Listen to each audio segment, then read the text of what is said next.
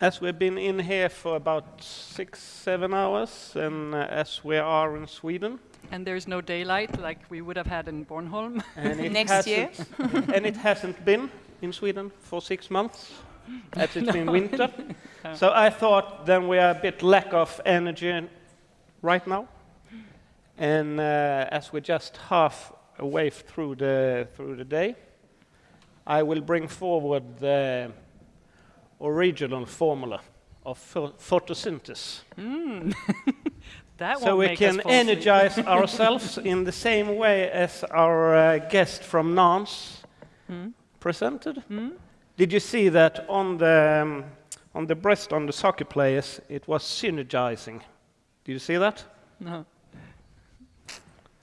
I have a new favorite team in the French league instead of PSG. So I'm going to talk about our learnings from triple helix and connect that with the model of photosynthesis. Thank you. Perfect. So my name is Kim Olsson, and I'm CEO at the traditional waste company owned by the municipalities in northwest of Skåne, about 100 kilometers west from Kristianstad. These type of companies, it's like how we have been organizing the waste collection in Sweden the last 30 years. And quite funny, all these companies was founded by debts. I think that's the only companies in the whole world that work in reverse end. So first we got the debts, then we get the money. And one of my major problem is to explain what do we actually do. And if we ask the society, we are the dump station. We take care of the shit. If we ask the municipalities, then, oh, it's those guys who, they see waste as a resource. We don't really understand, but they like the garbage. If you ask the people, it's the waste collection. If you ask the kids, then we are the waste heroes. In our business, we had education for all students aged 10. They get all the information and workshops and everything about waste as a resource. And when they are 15 years old, they get 1 day about how biogas, how organic waste, and how biofertilization works. So to say, closing the loop in the society. If you ask the business, as the municipalities with this company have built infrastructure which have taken the garbage, something no one did want to use before, into a resource, separated, because garbage, it's just resources mixed up. So if you don't mix it up, it's resources. So as we did that, this infrastructure took the garbage into a business. And now it's competition about this, and private companies dislike the public companies because we have a competitive advantage as we started before. So we are not really popular in all industries. And if you ask us in the company, then we are a lot of things. But to conclude, it's service management, logistics, connections, knowledge, development, research, and the bottom line, sustainable waste management. And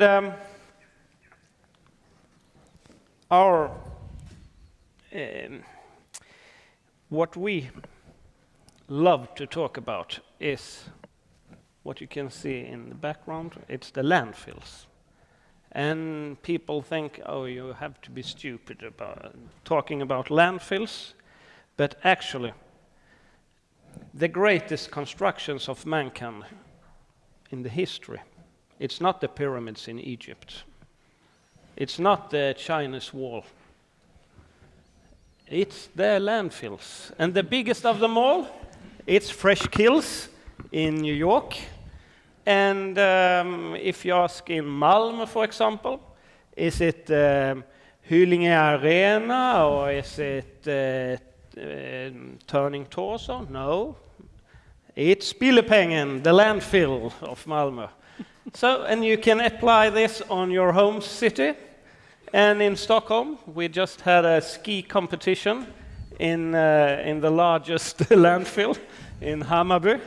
So what we're talking about, our assignment was to take care of the greatest construction of mankind.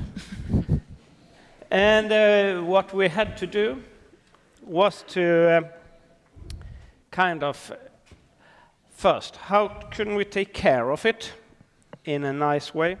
The other question was, how can we work with it so it won't increase more than it has? And during these 30 years, we have been, I would say, extremely good in working in triple helix. And we have been working in that way that if we had a meeting with triple helix, usually it's out of 20 people, it's 17 people coming from the public sector. It's persons coming from the academy and one person from the industry. So you can say we have a triple helix, but it's not a balanced triple helix. Why is that? Yeah, I think a lot depends on it's based, or the challenge has been based on regulations. During the 70s, and 80s, we had a lot of regulation in Sweden, and the responsibility for making action was the municipalities. So a lot of investments has been done, and it has been financed by the tax of the garbage collection. And the municipalities have been kind of have monopoly in this. So if you have monopoly, you can charge as much as you need. So we have never had a problem of financing this triple helix, but we have been in an unbalanced way as the municipalities have taken all the responsibility to make this happen. Together then with the academy. So what's happened now after 30 years? You can say that, okay, there are incineration plants taking care of mostly of those things that reached the landfill before. We get 100% energy out of what we burn off and use that as district heating. We make biofertilization out of the organic food waste, and as we heard before, biogas. And if we look at Sweden's performance in waste on an international basis, Swedes tend to say, yeah, we are ahead, we are the best, because we have just 1% landfilling. But if we listen to other, like Italians, then they say, no, that's not really true. You burn it just off. And that's not a good solution. It's a competitor to recycling of material. And then we can keep this discussion going on. What I say is that it's true that that the incineration solution make an obstacle to material recycling, but on the other hand, landfilling, that's if you see in global terms, I think it's the sixth largest source for the greenhouse effect. It's the landfills. So sometimes it's better to take a quick step for gaining a quick response according to the greenhouse effect. But we shouldn't give up the aim to recycle the material in a proper way and then use it at incineration plants afterwards. So, to say, this was our training in triple helix. We have been training with the academy from the public sector. We have been training a little bit just with the industry. Then European Union took some assignments and strategies that changed the whole game plan.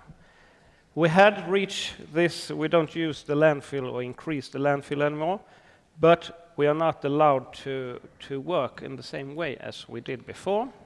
So we were faced with a situation where we had to change strategy. And we had 4 different strategies to choose among. One, either we could become the world champions of Skåne or their own municipalities, invest more energy to become even better in our home town. Yeah. Or we could join other similar companies to get a bigger company. Maybe be the biggest company in Sweden in waste management. Okay, that's economies of scales, good return on investment on our investments. We could be a little bit more passive, just monitoring, or we could choose a strategy for synergizes for sustainable society. And our owners they decided, okay, you have reached the first goal. We want to use you in another way from now on, and that's to halve the amount of waste generating in this society. And you are going to do that in 10 years. So we heard Trine said that everyone wants less waste. I can say that's not true, because all the company who works in the waste sector, they want just more waste. So what we found out was a new business model based on waste prevention, that the cheapest waste is that never exist, that we don't have to get, that we don't have to treat. Seems like quite obvious for everyone, but within the sector it's no one who works like that. So we had to, of course, as our business model run like all the others, more waste in, more money in, better result. So we had to redefine our role to 100%. And what we had to do was to we still own our investments in the plants, but we had to let the operation be done by the industry. Otherwise, we would still have the incentive to just get more waste. If we halve the amount of waste and still have all the infrastructure like biogas plants, it would be twice as expensive. And so our decision was, okay, we'll let someone else run there. We trust the market, we trust the industry. Let's join together. And maybe we can make a developed triple helix from the first success one, just that we have to learn how to balance it. So our model for growth in this context was to grow in some symbiosis with others for wasteless growth. And we found, when we looked, are there any other models in the academic world that we can use to have something to hold when we change our whole business model. And we found the photosynthesis. And what we saw was, okay, we have a structure, the organism. We have input in the photosynthesis, it's carbon dioxide. We have the residue. We have the sun, external energy. We have the knowledge as water. And we have the output as refined new products. So how we apply this model, or new business model, was that, okay, we have the structure and organization, waste in, regional competence and challenges as nutrification and water, business research and development and networking as the sun, and output is regional and sustainable development. Is this just like corporate bullshit, or can we use it in real life? Yeah. We have been working with Vinnova, Vinnova and Avfall Sverige. It's the organization for similar companies as us in Sweden, to get more clever about how can clustering be done. And out of the photosynthesis, we try to imagine how can we cluster this different type of incentives. And we found out it should be 3 different clusters. It's one that's ecological cycles. It's one that's the business and collaboration. And it's one that's research and university clustering. And what we have done is to fit these together in a context that we call Vera Park. And this Vera Park, you can say, it's kind of the same as the tree in the photosynthesis.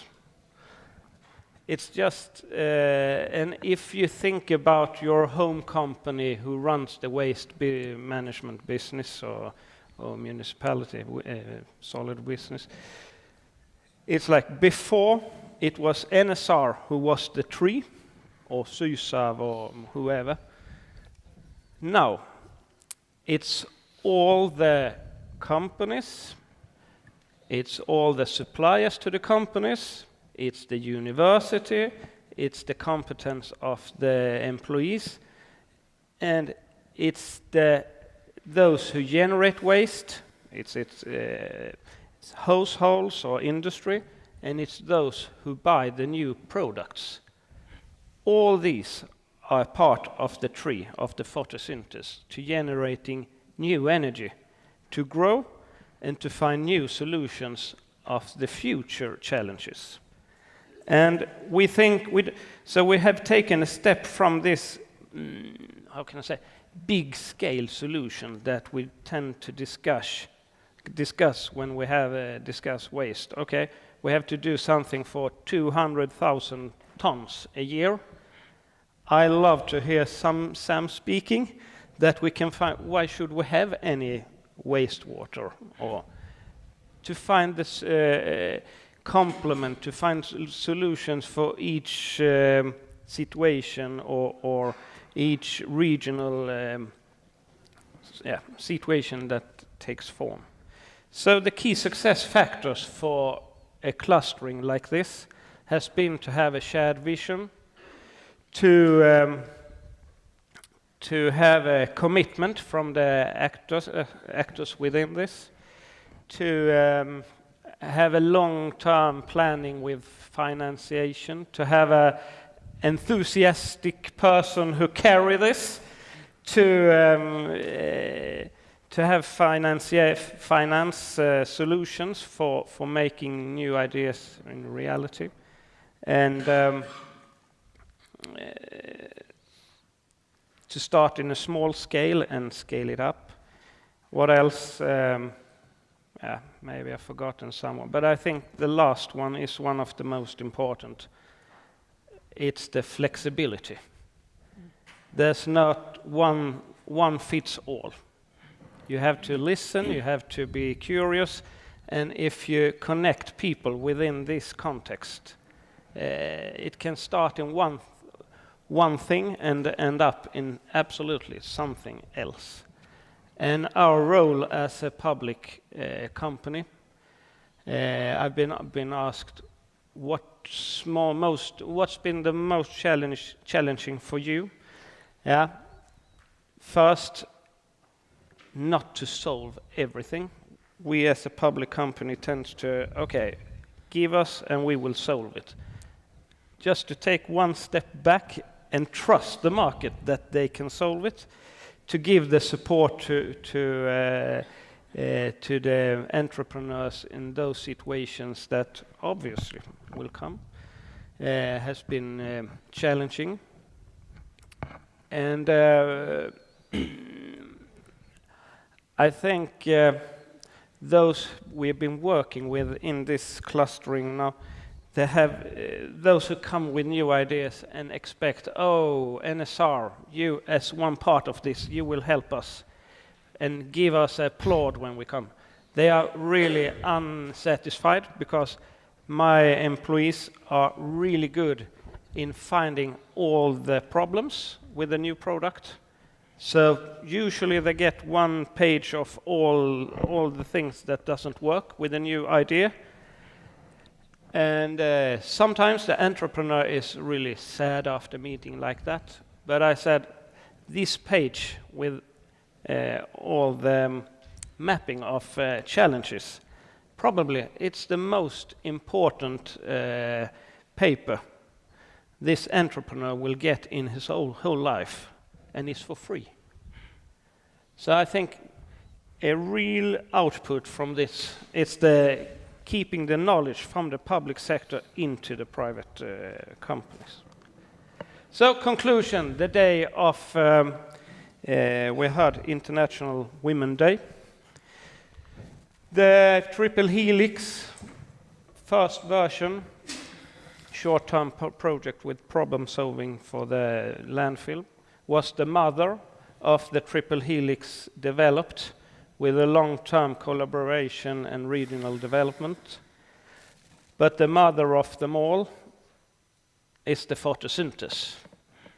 So with that mother, we work and hold the hand to succeed in this process of getting new ideas into reality, to reach our goals, to halve the amount of waste in northwest of Skåne. Thank you. Thank you, Kim. You said that you had 10 years to go through this process. How far are you in the process Halfway. now? Halfway, okay. And what about you had 150 employees, I believe. How have you changed the mindset of them? Did you have to change staff, or what was the process to get them on board to start to think in a different way like this?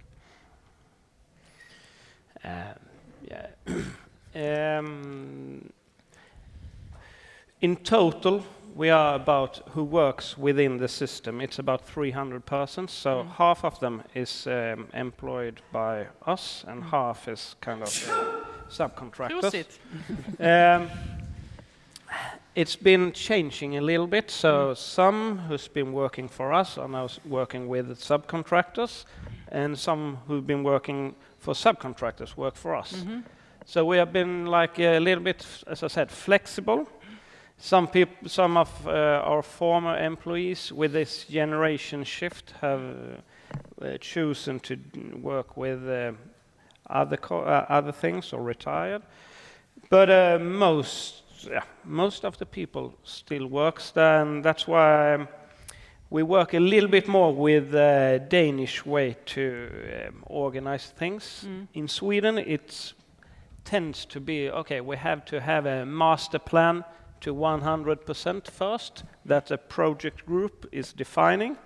And then when we start off and we come to about 70%, they find out, okay, there was some default in the what we thought from the beginning, so we have to restart the project with a new factor, and then we have to go again, and then the implementation is afterwards. That's more or less the Swedish model of projecting. In Denmark, the management team or owners, they said, okay, now we're going to do this, and then they describe the 60%. It's more or less like this, and then they drop it in the knee of the employees and say, okay, now it's your job to make this happen. So then you have the implementation at the same time as you find out this flexible way to reach the goal.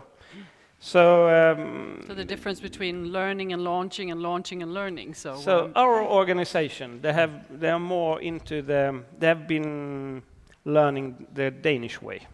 Because I think that's where we end up with all the conclusions here today. All right, I'm sorry to interrupt you, Kim, but we have to move on, and because we also have Per here. But thank you very much for sharing your knowledge with us.